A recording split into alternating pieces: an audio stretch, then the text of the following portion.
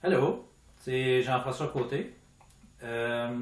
Aujourd'hui, on va parler de la question, c'est est-ce que vous êtes un passeur d'âme?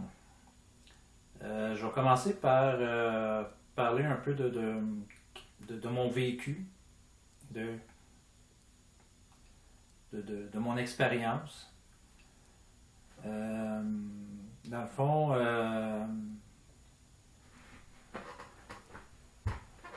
on pourrait dire que ça a commencé avec un rêve, ou un cauchemar plutôt. J'avais je sais que j'étais pas majeur. D'après moi, j'avais 17 ans. Et j'avais fait le rêve d'un ombre, un genre d'ombrage,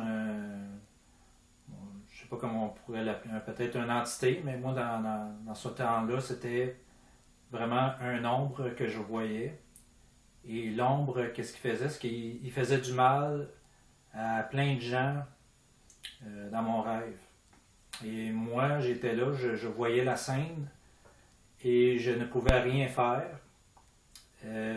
J'essayais de l'empêcher de faire du mal. Je savais que l'ombre pouvait rien me faire. Et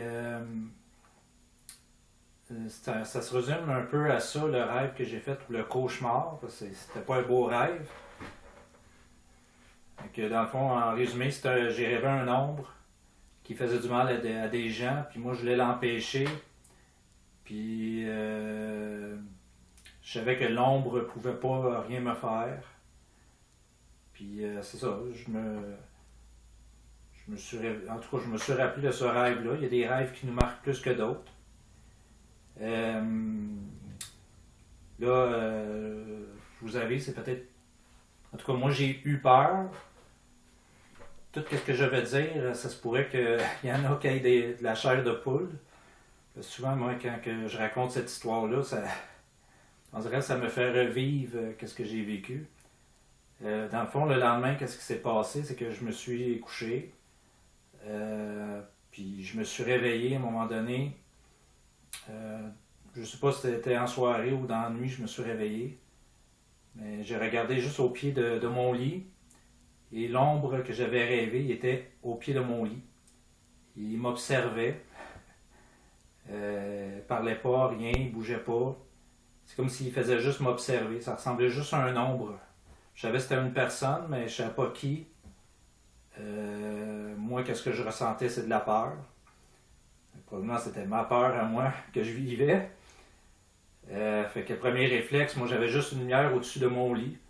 Fait que j'ai tiré sa petite chaîne pour allumer la lumière, puis la lumière, elle s'est pas allumée. Fait que là, j'ai eu encore plus peur. Je me suis tourné de bord, je me suis comme couché sur le ventre. Et je ne sais pas pour quelle raison, je me suis endormi. Mais juste avant de m'endormir, la toile, c'était une toile, un genre de rouleau, là, pour cacher le soleil. Fait que la toile a levé tout seul. C'est sûr que j'ai eu encore plus peur. Puis là, par la suite, je me suis endormi. Puis quand je me suis réveillé, j'ai su que c'était pas un rêve non plus, parce que j'avais la preuve que la toile était bottée. Euh, Fait que ça, c'était comme la deuxième journée. Après ça, j'ai vécu, je sais pas, les délais des journées là, qui se sont écoulées. Euh, et j'ai eu comme plusieurs visites, on pourrait dire. Dans ce temps-là, je sais pas, je, je savais que c'était des esprits. On est capable de deviner quand même qu'est-ce qui se passe. Euh, Comme je peux en expliquer plusieurs cas, là, j'en ai eu plusieurs. À un moment donné, on dirait on se perd dans nos idées. J'étais encore couché.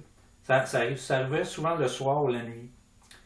Au début, j'étais couché, puis on dirait que je me parlais dans ma tête, puis j'ai comme fait une blague ou quelque chose de drôle. Et là, j'ai comme entendu une voix d'un homme dans mon oreille. Il riait. C'était comme un genre de rire satanique, un rire qui fait peur. Là, c'est sûr que j'ai eu peur. ça s'est arrêté là. Là, c'est sûr, je fuiquais, là, parce qu'il y a des affaires qui se passaient, puis j'osais pas en parler non plus, parce que tu veux pas être traité de fou.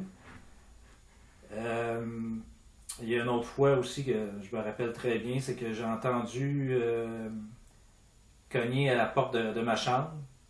Là, je pensais que c'était mes parents. Je dis, t'es maman, c'est-tu toi? Puis là, la porte, elle n'a pas ouvert à rien. J'ai attendu courir jusqu'à mon lit. Je savais que c'était une femme avec la démarche. Puis j'ai senti son énergie, puis c'est comme si ça avait rentré dans mon corps. Puis c'est comme si j'étais figé, je pouvais plus bouger. Puis on dirait, c'est comme si je me battais avec l'esprit, comme s'il faudrait qu'il quitte mon corps. Puis aussitôt que je réussissais à bouger par moi-même, c'est comme si l'esprit s'en allait. C'est comme si j'étais dans une emprise, j'étais figé, là, comme de la glace. Puis là, je sentais qu'il fallait que je bouge. Puis aussitôt que je bougeais, là, j'étais libéré. Ça allait arriver souvent, ça. Que je sentais une énergie. C'est comme t'as une sensation de peur. En tout cas, moi, c'était ça. Je sentais la peur. Je sentais une présence, puis c'était suivi par la peur. Je sais pas si c'était ma peur, mais je sentais une présence, une énergie. J'étais rendu, je pouvais déterminer si c'était une femme ou un homme. Si c'était une énergie forte ou moins forte. Puis c'était toujours des personnes différentes que je ressentais.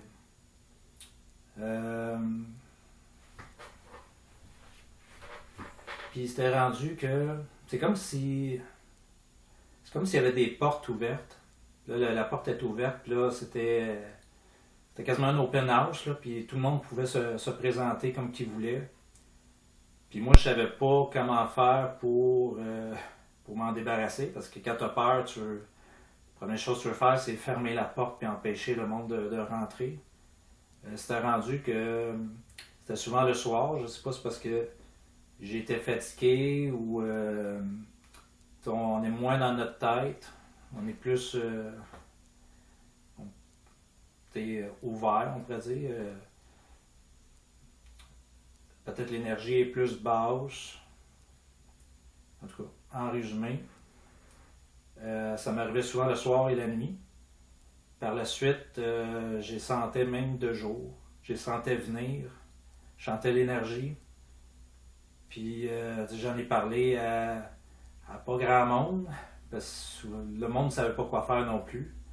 Il y en a qui me disaient fais une prière, c'est ton corps, tu dois de dire non. Fait que un des réflexes que j'avais, c'était de dire non, c'est mon corps, ça t'appartient pas. Puis c'est comme vraiment dire non, c'est fermé, je veux pas. Là. Puis c'est pas mal ça, mais ça continuait quand même. Je réussissais des fois à chanter l'énergie, je me sentais pas bien.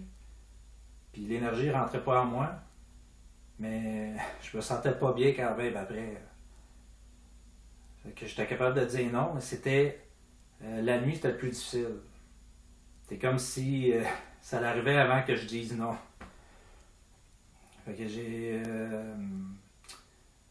j'en ai pas parlé à beaucoup de monde par peur d'être jugé.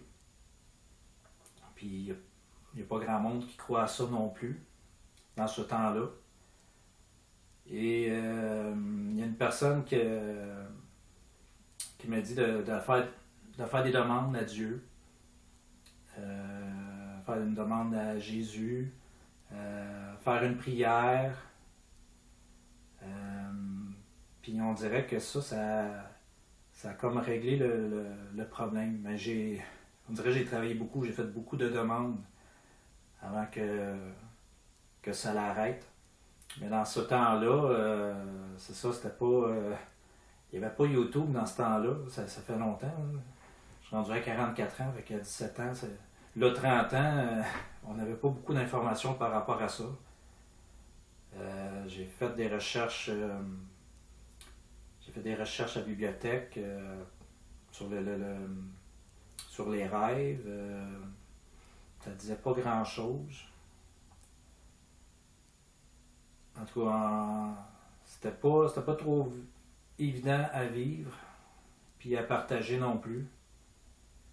Puis c'est choisir le bon monde aussi qui partager, parce que quand t'en parles à quelqu'un que tu sais qui est fermé tout de suite en partant,